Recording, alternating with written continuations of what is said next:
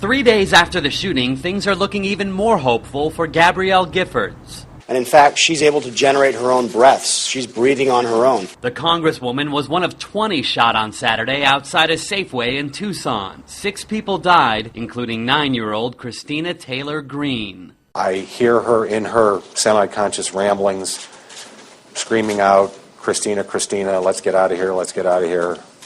And she keeps talking about the holding of hands and then the realization that she was on the ground and the bleeding was... For Giffords, doctors say she remains in critical condition, but they are more hopeful and say, quite simply, she will survive this. However, they have changed their theory into how she was shot, now thinking that the bullet struck her in the front of her head and exited the back. Meanwhile, more information emerged about the shooting suspect, 22-year-old Jared Loeffner.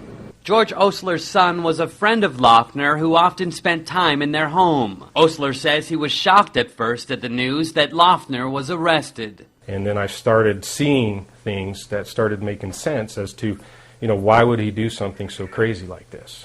Osler described Jared as a dreamer who wanted to be a writer. So he had basically nothing gone for him, and I think he just couldn't deal with his reality anymore, and that this was his way of lashing out. A neighbor also says that Loeffner's parents are devastated and guilt-ridden. They say his mother has been in bed crying nonstop since Saturday's rampage.